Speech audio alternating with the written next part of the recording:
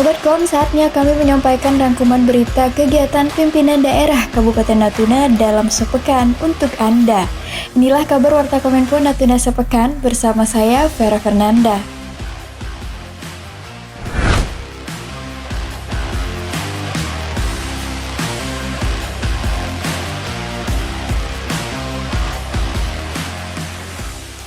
Pemerintah Natuna melalui Dinas Pemadam Kebakaran dan Penyelamatan Kabupaten Natuna menggelar upacara Hari Ulang Tahun Pemadam Kebakaran ke-103. Acara dilaksanakan di halaman kantor Dinas Pemadam Kebakaran dan Penyelamatan Kabupaten Natuna, Selasa 1 Maret 2022. Sekda Natuna Boy Wijanarko yang hadir sebagai inspektur upacara menyampaikan ucapan selamatnya pada peringatan HUT Damkar ke-103. Pemkab Natuna berharap Damkar dapat terus meningkatkan kualitas pelayanan kepada masyarakat. Upacara peringatan Hari Ulang Tahun Damkar ke-103 ditandai dengan tepung tawar serta pemotongan tumpeng oleh Sekda Natuna yang didampingi Ketua DPRD Natuna dan Kepala OPD.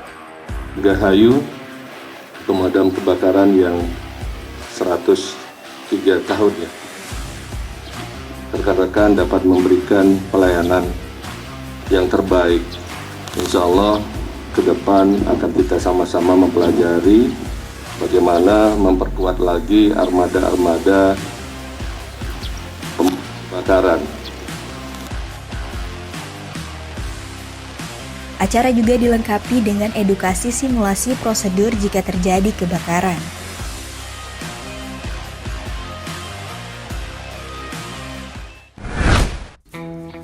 Dalam rangka kunjungan kerja di Natuna pada masa reses, anggota DPR RI dari daerah pemilihan Provinsi Kepri, Chen Suilan disambut oleh Wakil Bupati Rodial Huda bertempat di kantor Bupati Natuna pada Kamis 3 Maret 2022. Setibanya di Bandara Lanut Raden Sajat, rombongan langsung menuju kantor Bupati Natuna untuk menghadiri pertemuan dengan stakeholder. Dalam hal ini, mitra kerja Komisi 5 DPR RI dari Ditjen Cipta Karya dan Sumber Daya Air, Kementerian PUPR, perwakilan Kementerian Perhubungan, BMKG, SAR, serta rekan-rekan media yang hadir. Dalam sambutannya, legislator Partai Golkar tersebut menyampaikan kunjungan kerja ini dalam rangka mengawasi proyek-proyek pembangunan yang telah dibangun oleh Balai Cipta Karya, Balai Bina Marga, dan juga sekaligus meresmikan proyek yang telah siap dibangun pada 2021. Senada dengan hal tersebut, Wakil Bupati Natuna Rodial Huda juga menyampaikan, Natuna secara wilayah yang berbatasan langsung dengan negara-negara tetangga kawasan Asia Tenggara menjadi grand design untuk mempertegas kedaulatan NKRI di kawasan Laut Cina Selatan. Selanjutnya dalam pertemuan singkat tersebut ada sesi tanya jawab dan penyampaian oleh mitra kerja Komisi 5 mengenai pembangunan yang telah dan akan dibangun pada 2023 mendatang. Demikian laporan Kawan Sepekan.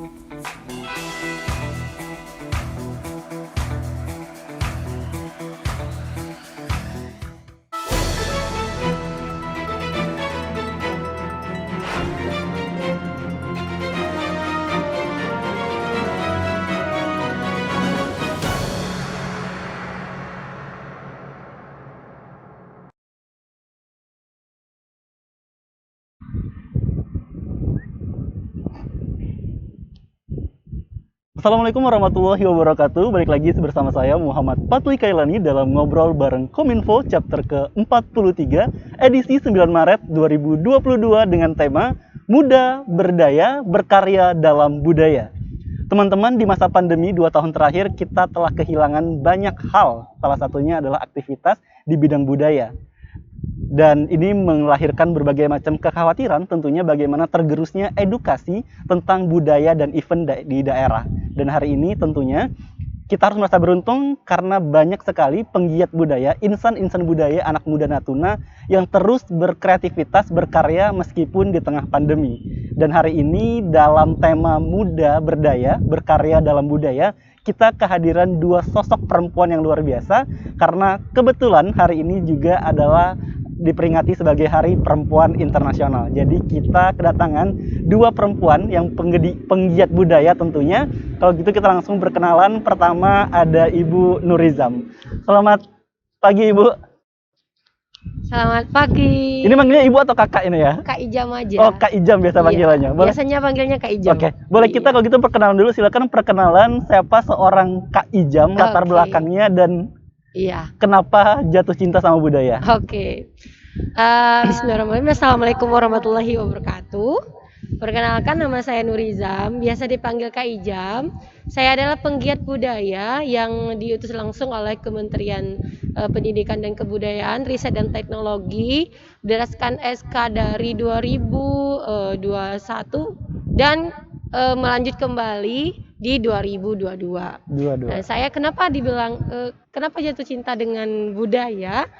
Karena pas saya adalah kuliah, pas pulang dari kuliah itu melihat kalau kebudayaan di Natuna itu sangat kurang sekali anak mudanya melihat kebudayaan tersebut. Jadi dengan dengan keinginan untuk melestarikan dan mengembangkan kebudayaan, maka saya bergabunglah dengan komunitas namanya Kompas Benua. Kompas Benua. Iya, Jadi Kompas sekarang Benua. memang di bawah naungan Kompas Benua. Iya, di bawah naungan Kompas Benua, dan alhamdulillahnya pada tahun 2021 kemarin saya diterima oleh Kementerian Pendidikan dan Kebudayaan, Riset dan Teknologi menjadi penggiat budaya yang bekerja di daerah Kabupaten Natuna. Di daerah Kabupaten Natuna. Iya. Baik, kalau gitu teman kita tahan dulu. Tadi luar biasa cerita Kak Izam bagaimana tentang perjalanannya hingga jatuh cinta dalam kebudayaan tentunya di Natuna. Kita langsung ke narasumber kita yang kedua yang tidak kalah hebatnya, ada Kak Dinda. Silakan Kak Dinda. Dengan pertanyaan yang sama, silakan memperkenalkan diri. Hai, Assalamualaikum warahmatullahi wabarakatuh. Perkenalkan, nama saya Adinda, cuman panggilannya itu banyak. Banyak. Biasa dikenal dengan apa nih? Kalau di dunia seni biasa dikenal dengan panggilan apa? Ada yang manggil, kalau untuk siswa sih manggilnya ibu, manggil. Ada juga yang lebih parah manggilnya boncel. Boncel. Itu kesayangan berarti, Iya, panggilan kesayangan. Tapi umumnya ya Kak Dinda lah. Kak Dinda berarti. Untuk pekerjaan saya bekerja di SMA Negeri 1 Bunguran Timur sebagai guru seni budaya. Kemudian saya juga aktif di komunitas Kompas Benua. Ini saya bergabung di Kompas Benua ini karena memang sudah bertemu dengan partner-partner yang pas sesuai dengan cita-cita saya di sini. Cita-cita saya ini tetap untuk melestarikan kebudayaan daerah. Jadi sejauh apapun saya kuliah, saya akan kembali ke kampung halaman saya untuk mengembangkan kebudayaan di daerah saya. Gitu. Kebudayaan di daerah. Iya. Baik, kalau gitu kita langsung ke Kak Dinda, teman-teman. Langsung kita berangkat dari tema berkarya dalam budaya, Kak Dinda. Iya. Menurut Kak Dinda sendiri, identitas anak muda yang terkait dengan budaya nih, apakah itu sudah pada umumnya nih sudah digunakan oleh anak Natuna, identitas itu sebagai budaya itu sebagai identitas mereka gitu? Harusnya sudah. Mungkin karena pengaruh modernisasi sekarang, pengaruh gadget dan segala macamnya, jadi masih ada pemuda yang perlu kita tanamkan lagi kecintaannya terhadap budaya daerahnya sendiri begitu. Maka muncullah kami dari Kompas Benua ini berusaha dan berjuang bagaimanapun caranya kita harus bisa mengembalikan semangat remaja-remaja, pemuda-pemuda sekarang untuk mencintai kebudayaannya begitu. Nah kan tadi ingin membangkitkan semangat anak-anak muda untuk mencintai budayanya. Iya. Nah bentuk proses perjuangannya untuk melahirkan cinta terhadap budaya anak-anak itu apa? Kita pelan-pelan, yang pertama kita menggali dulu cerita-cerita rakyat yang memang belum diangkat.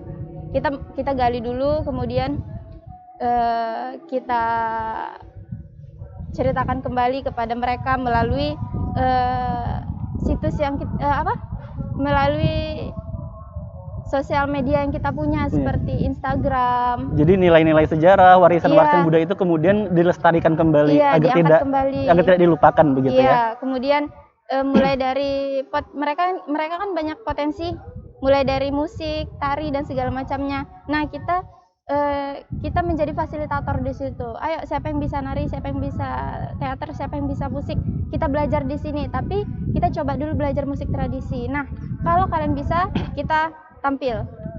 Dengan tampil di depan masyarakat itu sudah menjadi motivasi buat mereka. Jadi, Motivasi buat iya, mereka. makanya kita sering adakan panggung budaya, sering adakan penampilan-penampilan kecil di depan masyarakat, acara-acara kecil begitu. Jadi Untuk memang memotivasi dulu. Jadi memang panggung-panggung budaya itu salah satu wadah bagaimana menumbuhkan minat itu kepada Iya. anak-anak.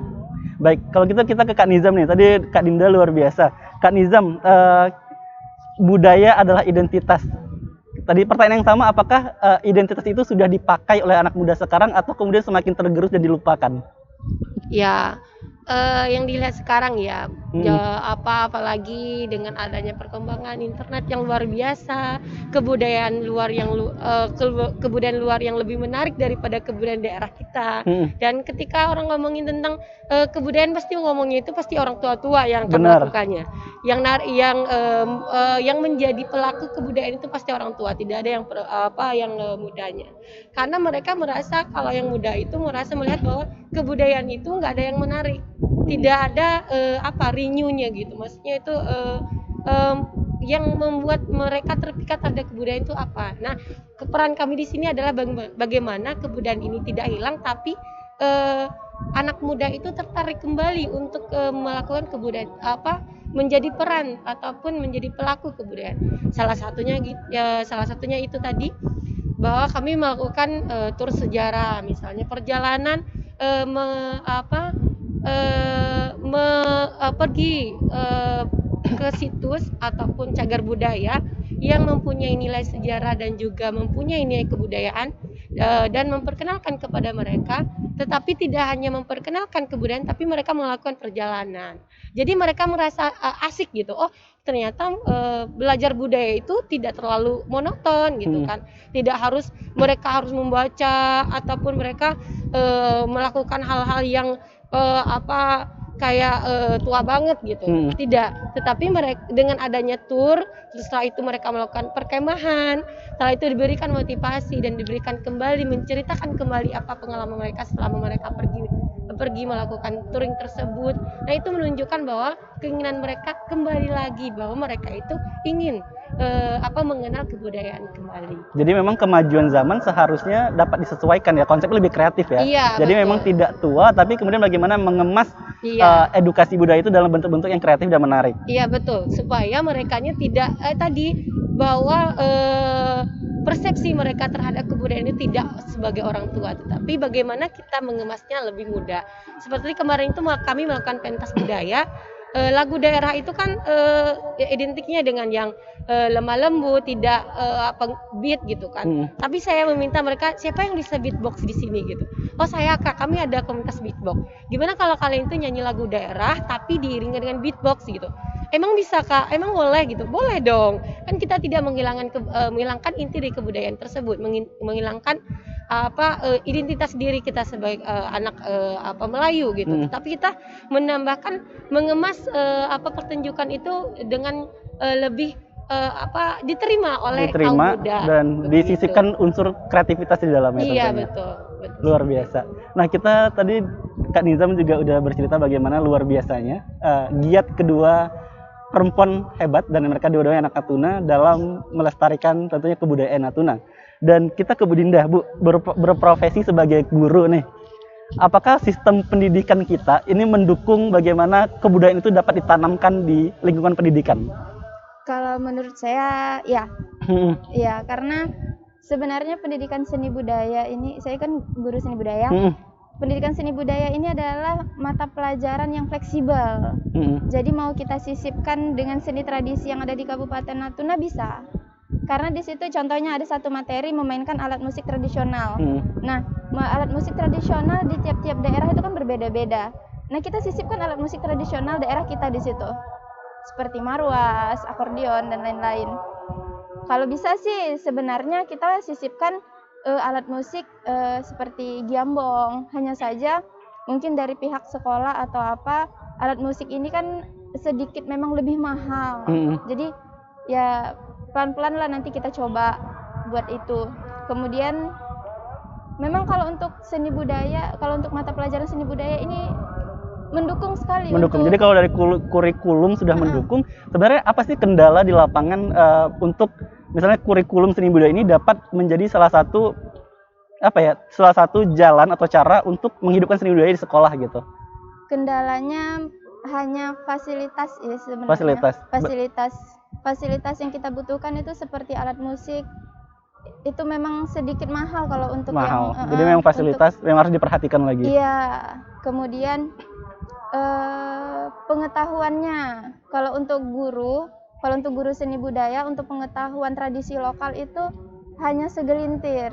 Gelintir. Jadi mungkin perlu adanya workshop untuk guru-guru seni budaya, mungkin untuk tradisi lokal. Ke lokal. Nah, kalau sebagai seorang guru nih, apa sih yang dilakukan Bu, dari seorang guru? Misalnya tadi kita bicara kurikulum, bicara alat. Kalau dari pribadi seorang guru, apa yang dilakukan untuk menanamkan budaya dari sejak dini gitu? Intinya motivasi dulu. Motivasi. Tadi kan Bu Nizam bilang, aduh, budaya luar lebih menarik nih. Iya. Nah, kalau dari diri sendiri itu, maksudnya bentuk output nyatanya ke siswa tuh apa gitu, biar anak-anak tertarik sama budaya daerah? Contohnya gini ya. Mm-mm. Kemarin itu kan ada pertunjukan di sekolah. Mm-mm. Itu sebenarnya awalnya itu jadi ujian praktek. Cuman karena disambut baik oleh Dinas Pariwisata, akhirnya bisa masuk ke kalender of event pariwisata. Pariwisata. Ya. Terus itu salah satu motivasi mereka yang pertama. Jadi kolaborasi dengan pihak luar atau Iya. instansi terkait juga penting ya? Iya. Dukungan dari luar itu juga memotivasi anak-anak. Kita harus kayak gini, kita harus kayak gini gitu. Jadi mereka sempat saya pernah ngasih materi teater, tapi ceritanya harus cerita rakyat Cerita rakyat dari Natuna. dari Natuna. Jadi mereka cari di situ. Pertama mereka ogah-ogahan, memang ogah-ogahan. Tapi setelah mereka lihat, mereka membayangkan kita nampilnya kayak gini loh nak, ambil ujian prakteknya kayak gini, nanti dilihat sama ini, nanti kayak gini. Iya ya Bu, kata mereka.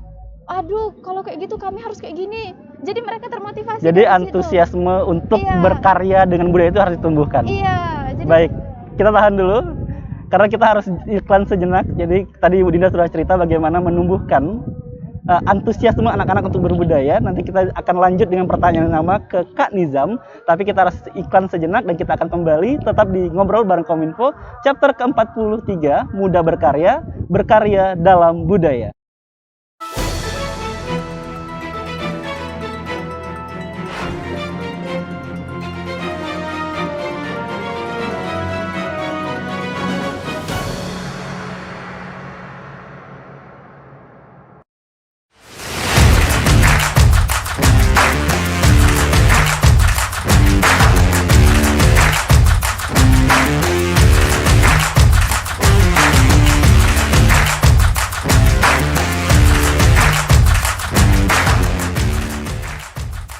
Sobat Kom, saatnya kami menyampaikan rangkuman berita kegiatan pimpinan daerah Kabupaten Natuna dalam sepekan untuk Anda. Inilah kabar Warta Kominfo Natuna sepekan bersama saya, Vera Fernanda.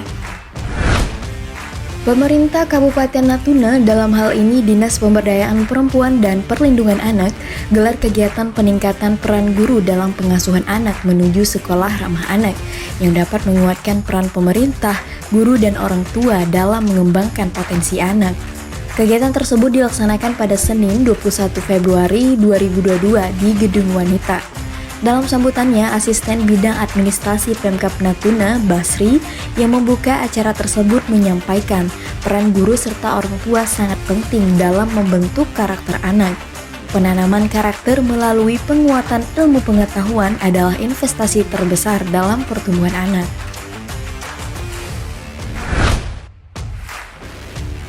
Pemerintah Kabupaten Natuna beserta jajaran TNI kembali menggelar vaksin booster pada Kamis 24 Februari 2022 bertempat di Gedung Sri Srindit, Kecamatan Bunguran Timur. Tampak beberapa kepala OPD dan juga ASN serta masyarakat umum mengikuti kegiatan tersebut. Pada saat yang sama, vaksin booster juga digelar oleh unsur Polri, dalam hal ini Polres Natuna bertempat di Pelabuhan Penagi. Kondisi COVID yang belum juga usai membuat pemerintah terus menggenjot vaksinasi agar tercapai herd immunity.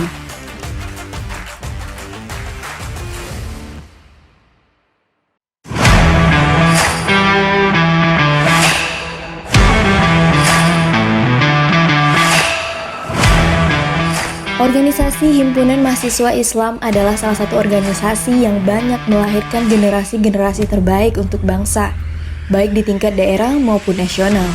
Hal tersebut disampaikan oleh Asisten Pemerintahan dan Kesejahteraan Rakyat Sekretaris Daerah Kabupaten Natuna, Haidir, dalam acara pembukaan Konvercap ke-10 sempena Milad HMI ke-75 tahun yang diselenggarakan oleh Himpunan Mahasiswa Islam Cabang Natuna bertempat di Aula Hotel Trans Central 24 Februari 2022.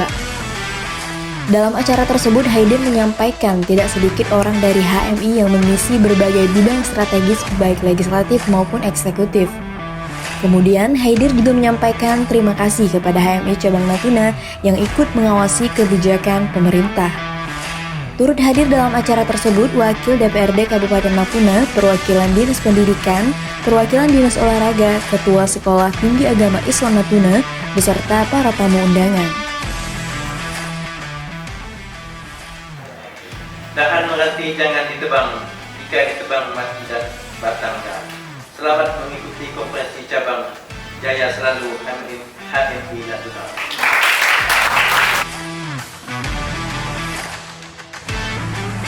Minggu 27 Februari 2022, pemerintah Kabupaten Natuna melalui Badan Musyawarah Guru TPQ Kabupaten Natuna menggelar wisuda bersama santri TPQ se-Kabupaten Natuna yang digelar di Gedung Sisrindit Ranai. Acara tersebut dihadiri peserta wisudawan dari 37 TPQ yang terbesar di berbagai kecamatan di Kabupaten Natuna. Acara dimulai dengan pawai yang dipusatkan di Pantai Piwang menuju Gedung Sri Serindit yang diikuti oleh 412 santriwan santriwati. Kepala Musyawarah Guru TPQ se-Kabupaten Natuna Wan Zaki dalam laporannya menyampaikan, wisuda bersama adalah salah satu program yang dicanangkan oleh BMG sebagai bentuk apresiasi kepada anak-anak yang telah giat menempuh pendidikan agama sejak dini. Selain melakukan wisuda bersama, BMG juga melakukan seleksi untuk memilih wisudawan terbaik se-Kabupaten Natuna.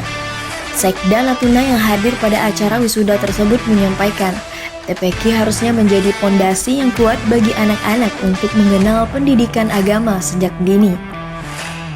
Ayo kita saling membangun budaya kita, budaya Melayu dalam hal ini dalam pengembangan syiar Islam tentunya. Ia mengatakan, pemerintah daerah akan mendukung dengan regulasi bagaimana anak-anak wajib mendapatkan pendidikan agama dan sertifikat TPQ sebagai syarat untuk masuk SMP dan SMA. Acara wisudawan santri TPQ se-Kabupaten Natuna ditandai dengan pemindahan tali toga dari kiri ke kanan yang dilaksanakan langsung oleh Sekda Kabupaten Natuna didampingi DPRD, Kemenak Natuna, dan Ketua BMG Kabupaten Natuna.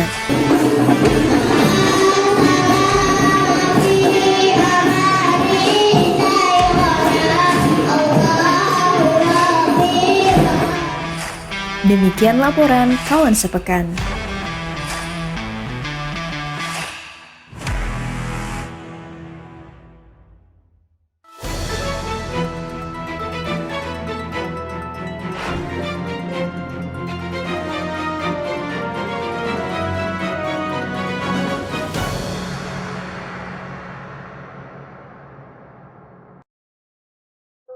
Baik teman-teman, balik lagi di Ngobrol bareng Kominfo chapter ke-43, Muda Berdaya, Berkarya dalam Budaya. Tadi kita sudah membahas tentang budaya sebagai identitas diri anak muda bersama Kak Dinda dan Kak Ijam.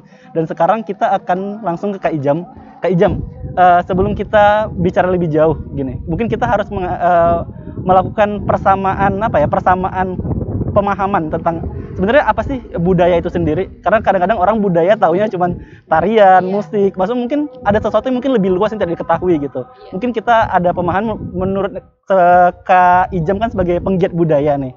Nah, mungkin bisa disampaikan ke adik-adik sebenarnya apa sih konteks budaya itu secara kontekstual? Oke. Jadi kalau berbicara kebudayaan itu bagi orang awam pasti pentas seni, Benar. kan, pertunjukan itu katanya budaya. Sedangkan budaya itu sendiri adalah kegiatan manusia dari dia bangun tidur dan tidur lagi. Itu adalah budaya. Jadi ketika manusia itu melakukan aktivitas dari mereka bangun, makan, melakukan pekerjaan, melakukan segala macam dalam kehidupan sehari-hari, itu adalah budaya. Segala macam mereka lakukan dalam kehidupan sehari itu adalah budaya. Jadi budaya itu tidak hanya mengenal tentang kesenian. Malahan ada namanya ke dalam kebudayaan itu yang kami kembangkan sebagai penggiat budaya itu namanya OPK, objek pemajuan kebudayaan. Jadi objek pemajuan kebudayaan itu banyak, ada sekitar 10. Ada namanya salah satunya itu manuskrip. Manuskrip itu seperti naskah kuno misalnya yang ditulis tentang berdirinya suatu kota atau berdirinya satu daerah, tapi naskah itu udah berumur berapa tahun. Nah, setelah itu ada juga namanya tradisi lisan, misalnya seperti cerita rakyat, dongeng, apa segala macam itu. Setelah itu ada juga namanya itu seni. Nah, ini yang sering orang bilang anak budaya nih, ini kebudayaan nih, pentas budaya nih. Seni itu ada seni musik, seni tari, ada sastra, ada banyak lagi seni suara vokal. Nah, itu setelah itu ada juga namanya itu olahraga tradisional seperti orang bermain tradisional seperti main kelereng, itu kan tradisional tuh. Kalau di sini olahraga tradisional itu seperti mengayuh sampan. Nah, itu adalah olahraga tradisional, olahraga yang dipertandingkan seperti main gasing. Terus ada juga permainan rakyat seperti permainan rakyat itu kayak main kasti kalau di sini salah satunya. Nah, setelah itu ada juga teknologi tradisional. Teknologi tradisional itu bagaimana mereka mengolah sesuatu berdasarkan tradisi mereka. Tradisional itu maksudnya tidak secara modern. Seperti di sini ada namanya palok sagu. Palok sagu itu dilakukan secara tradisional. Dari mereka menebang pohon sampai sagu itu diolah dan dijadikan konsumsi, itu secara langsung itu disebut dengan teknologi tradisional. Nah, itu. Setelah itu ada juga namanya cagar budaya. Cagar budaya itu adalah segala sesuatu, bentuk benda ataupun kawasan ataupun situs yang berumur sekitar lebih dari 50 tahun dan mempunyai nilai sejarah dan budaya. Nah, dan harus ditetapkan sebagai cagar budaya. Nah, itu. Jadi kebudayaan itu sangat luas, bukan hanya tentang pentas seni dan musik saja, tetapi dari segi menikmati kebudayaan itu mereka lebih seringnya sukanya tentang tarian, pentas seni lah pokoknya. Nah, begitu. Untuk menghilangkan stigma bahwa kebudayaan di luar seni pertunjukan yang membosankan, apa sih langkah-langkah mungkin tadi bekerja dengan kementerian, dengan Kompas Benua, apa sih Bu yang dilakukan supaya segala sesuatu tentang budaya yang demikian luas itu bisa terlihat simpel, menarik, dan mudah dipahami? Oke. Iya, ini adalah PR bagi kita juga semua, bagi kita semua, bahwa kebudayaan di sekarang ini sangat sudah terkikis gitu. Jadi kemarin itu ada program dari kementerian namanya Desa Pemajuan Kebudayaan. Kemarin Natuna mendapatkan 3 desa sebagai desa pemajuan kebudayaan, di Desa Sepempang, Desa Limau Manis, dan juga Desa Serantan. Itu adalah cara kementerian bekerjasama dengan penggiat budaya dan juga pemerintah daerah untuk melestarikan dan memunculkan kembali kebudayaan yang banyak itu. Jadi dengan adanya desa budaya ini ataupun desa pemajuan kebudayaan ini, semua kebudayaan itu didata kembali. Didata kembali. Setelah itu ada 3 kegiatan. Pertama itu temu aksi namanya. Temu aksi itu di mana mereka ada namanya dari desa orang yang menjadi penggiat budaya yang ada di desa, itu istilahnya. Mereka menjadi fasilitator di desa. Kalau saya adalah fasilitator antara kementerian dengan pemerintah daerah. Jadi mereka mencatat kembali yang banyak itu di dalam aplikasi. Setelah itu mereka melakukan kegiatan yang kedua. Setelah dicatat, mereka melakukan kegiatan kedua itu pengembangan. Setelah mereka kembangkan, baru dimanfaatkan. Nah, pada saat pengembangan diambillah kebudayaan itu yang mampu dikembangkan kembali. Nah, setelah memanfaatkan sebagai bentuk pelestarian. Nah, jadi ada seperti desa Sepempang contohnya. Mereka melakukan festival budaya. ada namanya itu kegiatan ngejek. Ngejek itu mencari gurita. Nah, itu ada kegiatan yang sudah lama tidak dilakukan. Kegiatan sudah lama tidak dilakukan oleh orang banyak, tetapi dilakukan kembali untuk dijadikan festival. Gitu. Oke, baik, kita harus istirahat sejenak karena lagi azan, dan kita akan kembali setelah iklan berikut ini. Bentar ya Bu. Ya.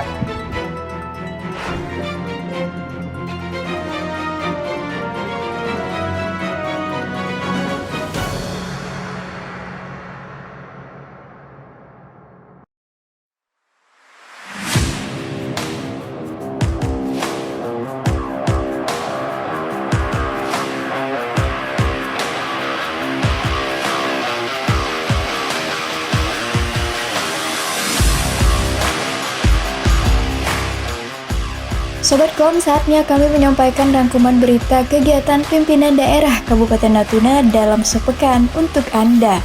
Inilah kabar Warta Kominfo Natuna sepekan bersama saya, Vera Fernanda.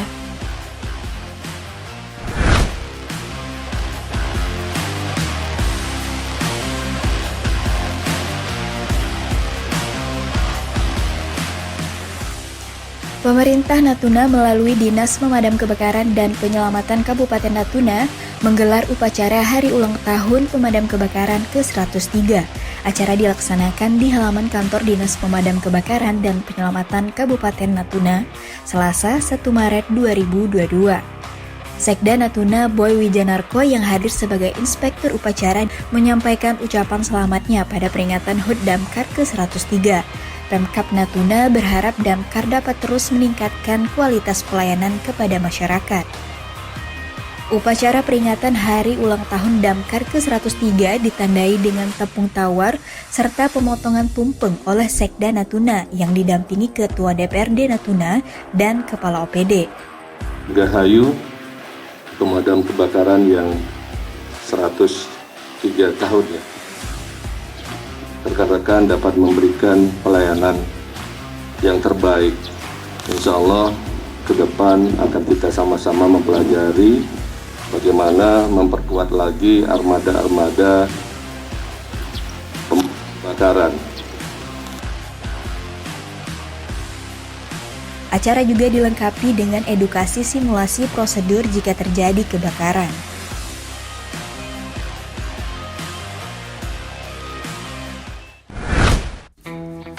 Dalam rangka kunjungan kerja di Natuna pada masa reses, anggota DPR RI dari daerah pemilihan Provinsi Kepri, Chen Suilan disambut oleh Wakil Bupati Rodial Huda bertempat di kantor Bupati Natuna pada Kamis 3 Maret 2022.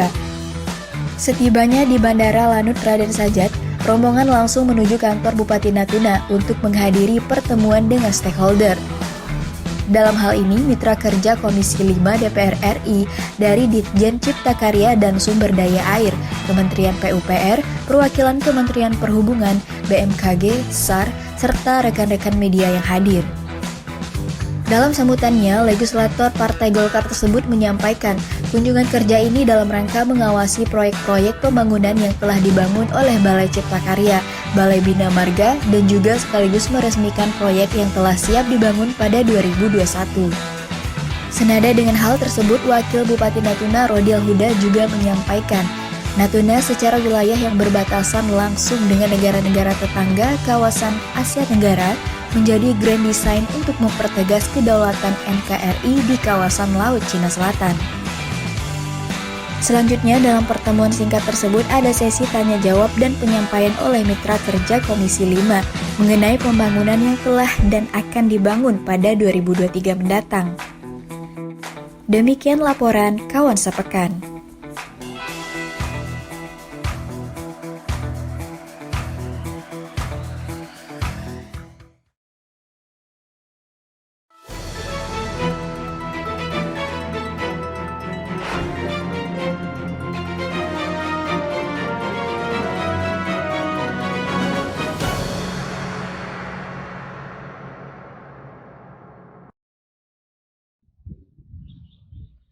Baik, balik lagi dengan saya Muhammad Patwi Kailani, tentunya masih di NBK, Ngobrol Bareng Kominfo, chapter ke-43, Muda Berdaya, Berkarya dalam Budaya.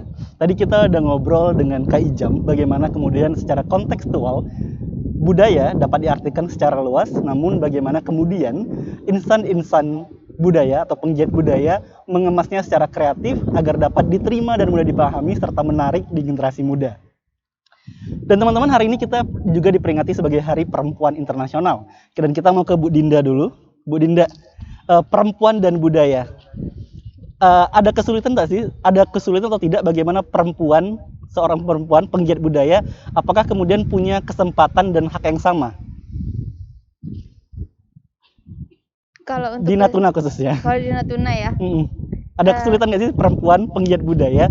Apa kemudian kedudukannya setara dengan laki-laki yang juga penggiat budaya?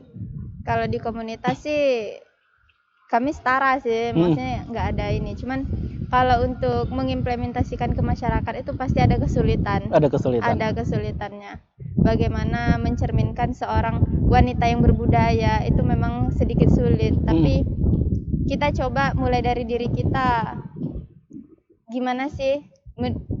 Kita mulai dari diri kita, kemudian terutama saya ini harus mencontohkan kepada peserta didik gimana sih seorang perempuan yang berbudaya, gimana sih kita itu mulai dari berpakaian aja kita jaga gitu. Jadi memang harus dari percontohan diri sendiri dulu Iya. gitu, menunjukkan identitas diri Iya. bahwa budaya itu adalah identitas bagi diri kita sendiri. Iya. Nah, kalau anak-anak sendiri nih, maksud kalau secara kuantitas lebih banyak murid perempuan atau murid laki-laki yang tertarik dengan budaya? Sama. Nah, kalau dari Sama. mereka kadang-kadang masalahnya apa sih Bu dalam keinginan mereka untuk berbudaya? Masalahnya apa sih? Masalahnya memang cuma satu sih, memang motivasi. Motivasi. Motivasi itu aja.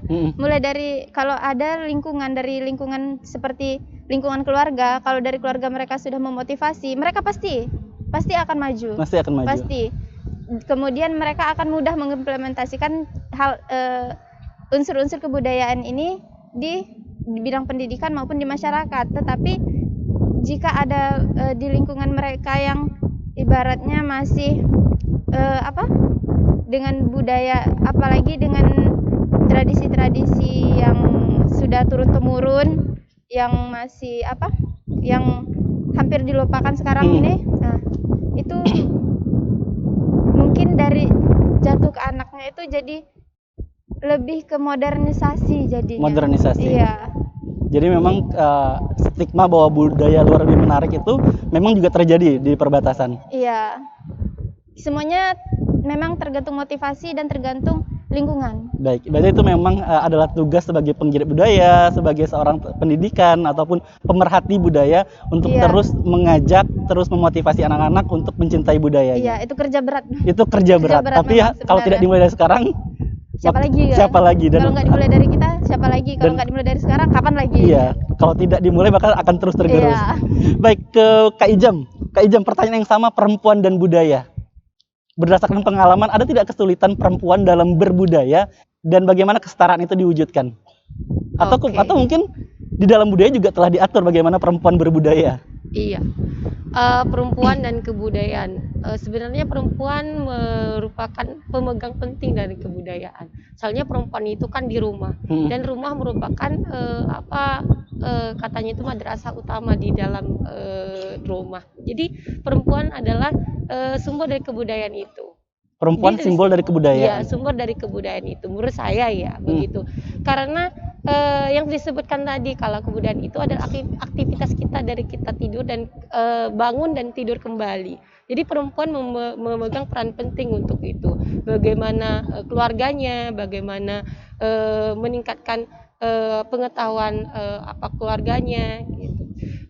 Terus dalam komunitas sebenarnya kami punya peran masing-masing dalam meningkatkan kebudayaan. Ada toksinya masing-masing. Misal kalau perempuan kami lebih ke mungkin lebih ke teman-teman komunitas yang lebih yang perempuan gitu, mengajarkan yang lebih yang ke perempuan, ataupun yang laki-laki boleh. Tetapi lebih ke peran kami itu bagaimana mendampingi mereka supaya jadi role model. Jadi sebagai kami ini sebagai role model mereka bahwa kebudayaan itu beginilah, jati diri kita itu sebagai anak Melayu ada seperti ini, dengan berpakaiannya, dengan tata bicaranya, dengan berkomunikasi begitu. Oke. Terus apa peran sebagai perempuan juga, saya pada saat terjun ke lapangan memang sih ada rasa gimana ya untuk mendekatkan kebanyakan pelaku budaya ini adalah laki-laki. Laki-laki. Iya, jarang perempuan. Saya paling yang anyaman gitu kan, contoh kebudayaan juga kan. Untuk mendekatkan yang pelaku yang laki-laki susah untuk berkomunikasi. Iya, karena mungkin karena gender ya, karena perempuan laki-laki itu kan beda di ininya untuk berkomunikasi dengan laki-laki itu agak sulit sebagai perempuan. Sulit. Iya. Nah, kurangnya partisipasi perempuan nih, mungkin tidak banyak, mungkin kata yang lebih tepat, Iya. itu menjadi privilege atau menjadi tantangan untuk perempuan? Sebenarnya harusnya jadi tantangan. Kenapa harus laki-laki aja yang sebagai pelaku budaya? Kenapa Perempuan perempuan bisa? tidak boleh? Harusnya tidak bisa. bisa gitu. Tetapi kembali ke katanya kiprahnya perempuan itu di ruang lingkupnya kecil, sedangkan laki-laki kan ruang lingkupnya besar. Pergi kemana? Pergi untuk mengekspresikan dirinya itu lebih luas gitu. Sedangkan perempuan hanya sekedar mengetahui ya udah gitu, tapi tidak terlalu untuk menanamkan diri bahwa mereka itu punya ruang lingkup yang luas. Gitu. Jadi memang perempuan harus berani untuk mengambil kesempatan, untuk mengambil sikap dan berada di tengah-tengah lingkungan masyarakat untuk memajukan kebudayaan. Iya betul. Dan saya sendiri lah sebagai penggiat budaya turun ke lapangan itu rata-rata ketemunya itu adalah pelaku budaya itu laki-laki semua. Laki-laki. Jadi ketika berfoto itu kenapa saya perempuan sendiri gitu? Karena pelaku budaya yang lainnya rata-rata adalah laki-laki. Itu ada kendalanya sih. Luar biasa Kak Ijam. Jadi buat perempuan, tentunya anak-anak perempuan Natuna, mungkin Kak Ijam bisa menjadi motivasi, menjadi inspirasi buat teman-teman bahwa perempuan juga bisa. Sekarang kita ke Kak Dinda lagi nih. Kak Dinda seorang guru, aktivis budaya, tentunya dia adalah sosok yang luar biasa. Khusus anak-anak ya. Khusus anak-anak, tapi juga terjun langsung ya Kak ke budaya. Nah, masih tentang pertanyaan yang sama nih. Bagaimana sih seharusnya perempuan Melayu, perempuan berbudaya di Natuna itu harusnya seperti apa sih, Bu Dinda? Saya panggil Bu nih karena konteksnya kita bicara di nasihat seorang guru nih. Baiklah Pak. Bagaimana seharusnya menjadi perempuan Melayu? Yang pertama paling utama adalah yang pertama tadi pakaian. Kalau untuk perempuan itu hendaklah memakai pakaian yang menutupi aurat, ya kan? Sopan. Kemudian cara berjalan pun ada nilainya. Kalau orang Melayu itu ibaratnya kalau berjalan itu menginjak semut pun semut tak mati.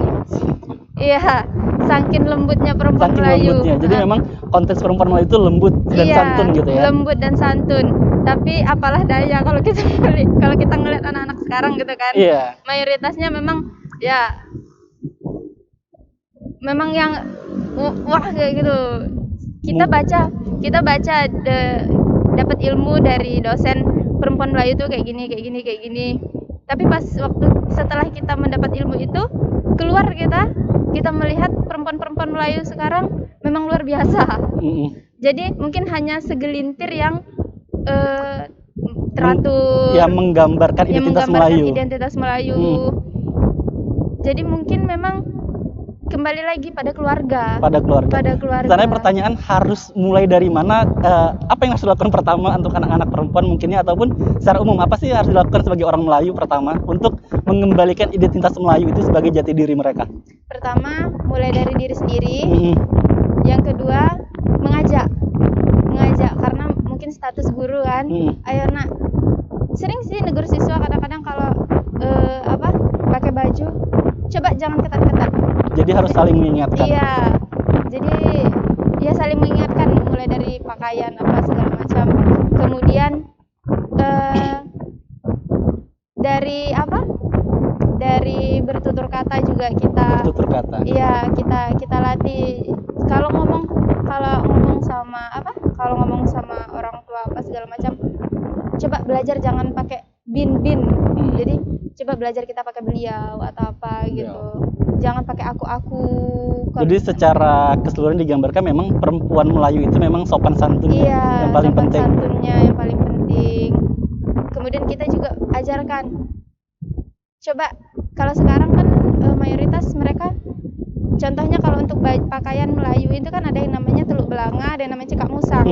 Nah ini kita ajarkan. Ini apa? Ini baju kurung kikek nih. Yang mana Bu? Yang ini baju kurung kikek. Nah kita ajarkan dulu baju. Kemudian pakaian kebaya labuh. Nah misalnya. Supaya mereka, kita perkenalkan dulu pakaian Melayu itu seperti apa. Jadi biar mereka tahu, jangan taunya pakaian keluar pakai jeans, kemeja yang ketat-ketat. Jangan kita ajarkan itu dulu.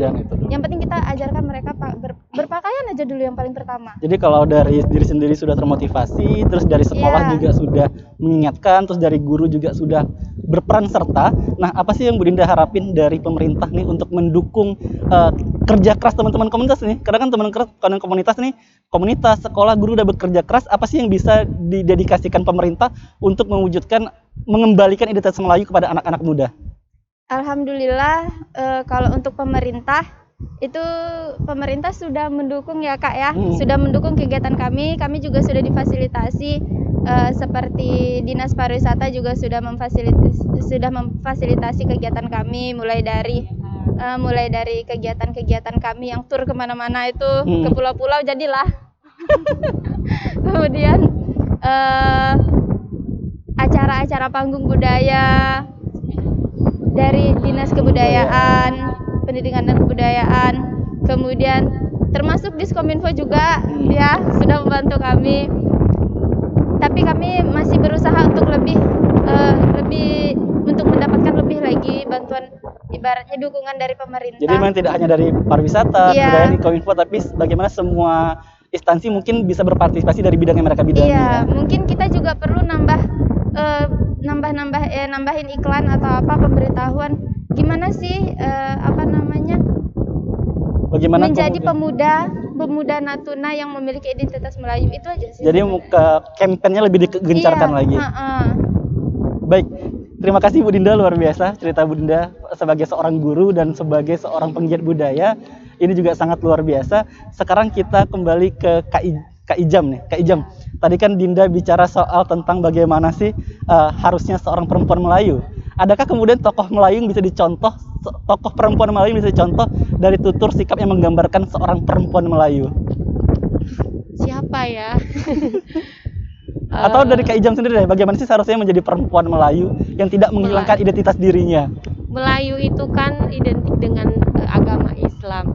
Jadi segala sesuatu itu kita berdasarkan syariat agama Islam sesuai dengan Al-Quran dan As-Sunnah.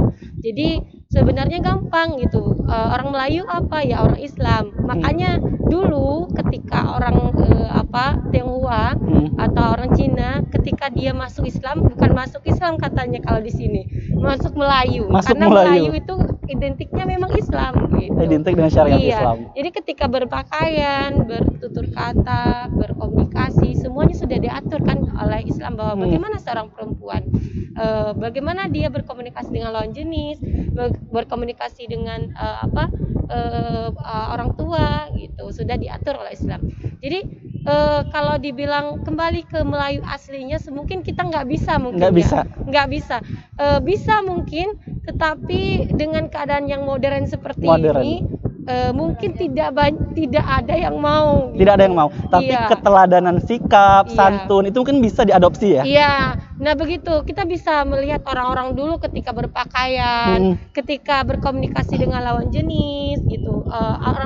Ibu-ibu kita aja di rumah, bagaimana berbicara dengan orang luar gitu. Oh kalau emak itu ngomongnya nggak ada sama tetangga itu nggak ada ngomong kasar gitu.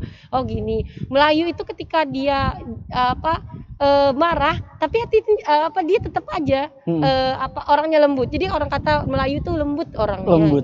Lembut dan santun. Santunnya lembut dan santun karena gitu dia berdasarkan syariat agama Islam gitu. Jadi kalau untuk tokoh sebenarnya kami juga lagi mikir ya Anda ya. siapa ya tokoh perempuan Melayu yang betul-betul yang jadi pedoman bagi kami. Tetapi saya hanya menokohkan ibu saya di rumah bahwa ma itu bagaimana perlakuan dari sikap berbicara, dari sikap menolong, dari sikap terhadap tetangga, terhadap anaknya, terhadap ibunya, adiknya gitu. Jadi begitulah orang Melayu. Jadi seorang ibu juga bisa mempresentasikan perempuan Melayu dahulu. Iya begitu, dan kita juga lihat orang-orang dulu kan bagaimana mereka sangat luar biasa terhadap keluarganya, terhadap anaknya, memberikan edukasinya. Edukasi. Gitu. Nah sekarang anak-anak kan tambah kritis nih. Iya betul. Kadang-kadang mereka, saya kan sudah modern. Kenapa Iya. sih saya harus berbudaya Melayu? Iya. Kenapa saya harus merepresentasikan jati diri saya sebagai seorang Melayu? Kenapa, Bu? Iya. Kak Ijam. Ya kita kan di Natuna khususnya adalah mayoritas ada suku Melayu. Kita ada suku namanya suku Melayu. Ketika mereka kenapa saya harus ikut Melayu? Kembali lagi, kamu dari mana? Asal bumi kamu itu mana? Kamu itu orang mana? Ketika kamu tidak ingin ikut dengan ketentuan orang Melayu, ya udah jangan jadi orang Melayu gitu kan. Itu adalah ketentuannya. Ketika kamu lahir di bumi Melayu, kamu orang Melayu, maka ikutlah sebagai orang Melayu. Tidak bisa kita menghilangkan diri kita sebagai orang Melayu karena kita memang lahir dari orang Melayu. Kecuali misalnya kita lahirnya dari orang yang misal suku Batak, suku lainnya, boleh kita berperan sebagai suku Batak kayak gitu. Tetapi untuk menghilangkan saya nggak mau ikut suku Melayu, sepertinya kayak innocent banget ya, kayak apa ya? Lahir dan besar di bumi Melayu. Iya, tapi tidak mau jadi orang Melayu gitu. Harusnya di mana bumi dijak situ lagi dijunjung. Iya, begitu. Itulah pepatah mengatakan di mana kamu bumi dipijak, disitulah langit dijunjung gitu. Apalagi kamu lahir sebagai orang Melayu. Orang Melayu. Luar biasa Kak Ijam. Sekarang pertanyaan sama ke Bu Dinda. Sebagai seorang guru ini pasti banyak banget anak-anak yang kritis. Kenapa sih saya harus berjati diri seorang Melayu? Kenapa tidak menjadi manusia yang modern gitu? Kenapa Bu kita harus berjati diri sebagai seorang Melayu? Mungkin jawabannya hampir sama-sama Kak Ijam. Di mana mereka lahir, di mana mereka tinggal, itulah yang harus mereka junjung. Budayaannya, kemudian lingkungannya, kehidupannya, itu yang harus mereka perhatikan begitu. Jadi memang jadi anak-anak harus sadar, harus aware, kemudian harus juga punya tugas yang sama. Karena lahir di Melayu, ya harus membudayakan, harus melestarikan kebudayaan Melayu tersebut. Iya. Nah, baik, kita akan iklan setelah ini, tapi sebelum iklan saya pengen tanya apa sih yang akan dilakukan, baik itu sebagai seorang guru, sebagai seorang penggiat budaya, dalam jangka panjang dari Kak Dinda nih, apa sih yang akan dilakukan ke depannya? Pokoknya saya harus terus memotivasi. Memotivasi. Itu yang paling penting. Yang paling penting karena semua hal yang perlu kita lakukan, semua hal yang akan kita lakukan itu perlu motivasi, ya kan? Jadi penggeraknya harus motivasi dulu. Motivasi dulu. Mau dari manapun motivasinya, mau dari internal maupun eksternal, semuanya harus ada. Harus ada. Baik, kalau dari Kak Ijam nih, apa yang akan dilakukan dalam jangka panjang? Jangka panjang saya harus jadi role modelnya sebagai anak Melayu. Harus jadi role model anak Melayu. Jadi Bu Dinda dan Kak Ijam harus jadi role model anak Melayu, perempuan Melayu, sehingga mendorong perempuan-perempuan ataupun generasi muda untuk mencintai budaya Melayu. Iya. Jadi mereka orang Melayu kayak gimana? Nah, kayak perempuan Melayu seperti apa? Saya. Gitu. Inilah saya. Ketika dia bilang mana anak Melayu? Saya orang Melayu. Saya anak Melayu. Gitu. Jadi mereka, siapa orang Melayu mereka harus menjawab saya. Iya. Gitu. Begitu. Jadi ketika mereka tidak hilang arah gitu.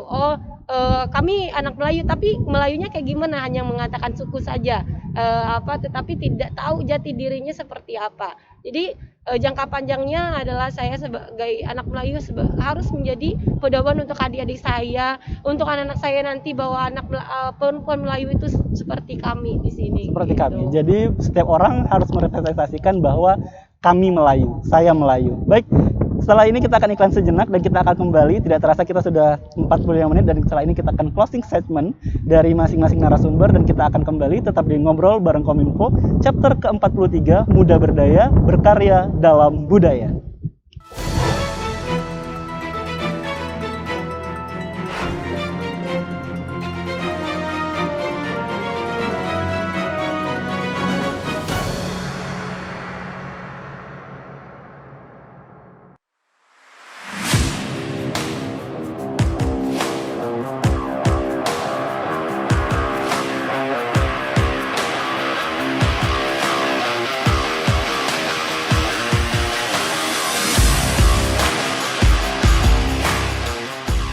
Sobat Kom, saatnya kami menyampaikan rangkuman berita kegiatan pimpinan daerah Kabupaten Natuna dalam sepekan untuk Anda.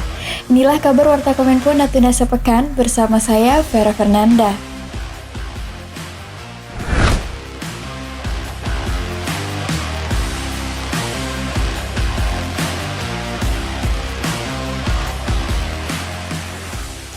Pemerintah Natuna melalui Dinas Pemadam Kebakaran dan Penyelamatan Kabupaten Natuna menggelar upacara Hari Ulang Tahun Pemadam Kebakaran ke-103.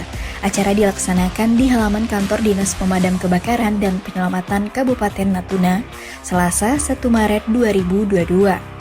Sekda Natuna Boy Wijanarko yang hadir sebagai inspektur upacara menyampaikan ucapan selamatnya pada peringatan HUT Damkar ke-103. Pemkab Natuna berharap Damkar dapat terus meningkatkan kualitas pelayanan kepada masyarakat. Upacara peringatan Hari Ulang Tahun Damkar ke-103 ditandai dengan tepung tawar serta pemotongan tumpeng oleh Sekda Natuna yang didampingi Ketua DPRD Natuna dan Kepala OPD. Gahayu pemadam kebakaran yang 103 tahun ya. Rekan-rekan dapat memberikan pelayanan yang terbaik. Insya Allah ke depan akan kita sama-sama mempelajari bagaimana memperkuat lagi armada-armada kebakaran. Acara juga dilengkapi dengan edukasi simulasi prosedur jika terjadi kebakaran.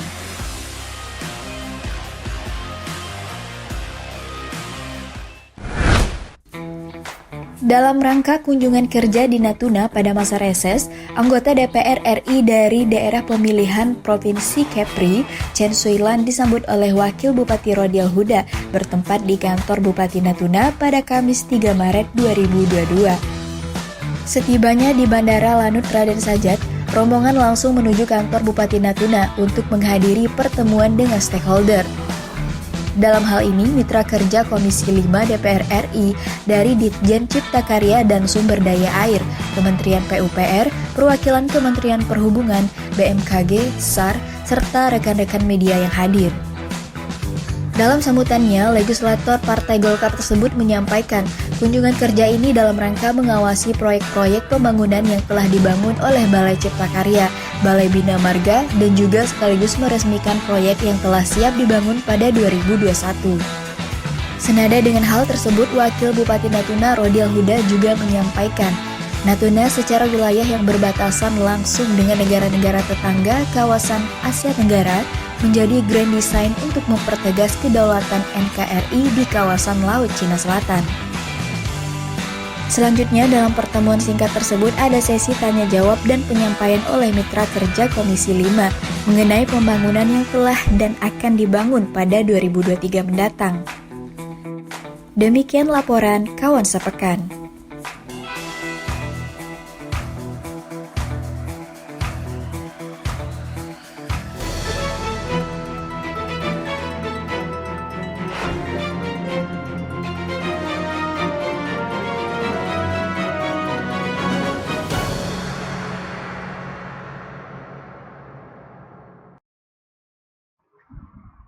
Baik lagi di Ngobrol bareng Kominfo chapter ke-43, Pemuda Berdaya Berkarya Dalam Budaya.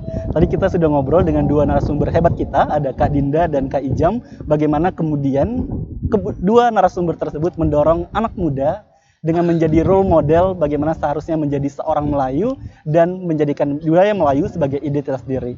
Namun tidak terasa kita udah di menit-menit terakhir dan kita akan langsung closing statement langsung dari Kak Dinda. Kak Dinda silakan. Dari apa yang kita obrolkan tadi, apa sih yang pengen disampaikan ataupun ada yang belum disampaikan dalam obrolan kita tadi, silakan disampaikan. Harusnya tadi yang duluan lahir.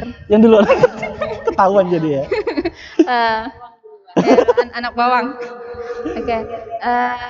Pesan yang ingin disampaikan ya, terutama untuk para remaja. Coba sadarilah dulu bagaimana orang tua kita dulu menjaga kebudayaannya, menjaga tradisinya dengan orang tua. Dulu itu orang tua mendidik dengan boleh dikatakan tahayul ya sebenarnya. Seperti nggak boleh makan kayak gini Pak Mali, nggak boleh makan kayak gitu Pak Mali. Itu untuk apa? Untuk diri sendiri, untuk menjaga apa? Menjaga sopan santun diri sendiri. Nah, sekarang itu memang remaja memang dididik dengan logika. Nah, karena remaja sekarang sudah kritis, logikanya sudah nalarnya sudah berkembang.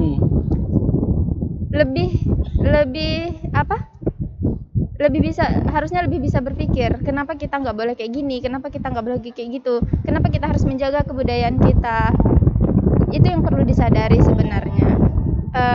Kemudian dalam belajar sebenarnya belajar apapun, materi apapun yang kita pelajari di sekolah itu sudah masuk ke dalam budaya, sudah masuk ke dalam kebudayaan kita. Contohnya saja kita berkomunikasi dengan teman sejawat. Nah, itu sudah masuk dalam kebudayaan kita. Mulai dari kita berbicara dengan teman sejawat atau kita berbicara dengan guru, itu sudah masuk dalam budaya. Untuk menjaga tutur kata. Sedikit saja ya. Boleh pantun nggak? Boleh. Boleh ya? Bebas. Closing statement bebas, narasumber mau ngapain boleh. Oke. Kasih pantun sedikit ya. Tunggu mikir dulu. Jalan-jalan ke pasar bawah.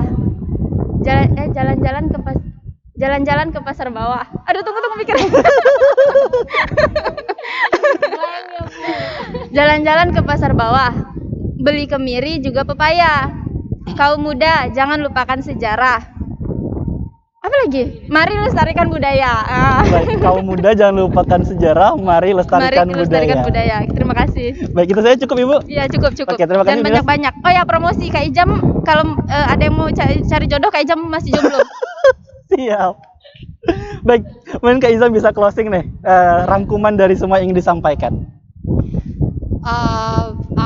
Sebagai closing statementnya, meminta kepada semua elemen, baik itu pemerintahan, masyarakat Kabupaten Natuna khususnya, dan juga yang pastinya adalah yang paling istimewa itu para pemuda-pemudi, anak-anak Melayu di sini, yang kata Ibu Dinda, jangan lupakan sejarah, mari lestarikan budaya. Begitu aja. Cukup, dan Dinda juga masih jomblo. Baik, terima kasih Ibu Kak Dinda dan Kak Ijam, luar biasa. Dua representasi wanita Melayu yang terus menjunjung kebudayaan, dan hari ini kita telah membahas, dan sekali lagi saya mengucapkan selamat Hari Perempuan Internasional. Semoga perempuan-perempuan dapat mengambil kesempatan, menciptakan kesempatan untuk berpartisipasi dalam melestarikan dan mewariskan kebudayaan kepada generasi selanjutnya. Terima kasih Kak Dinda, terima kasih Kak Ijam. Sampai ketemu di Ngobrol Bareng Kominfo chapter berikutnya. Terima kasih Anda telah menyaksikan Ngobrol Bareng Kominfo. Acara ini diselenggarakan oleh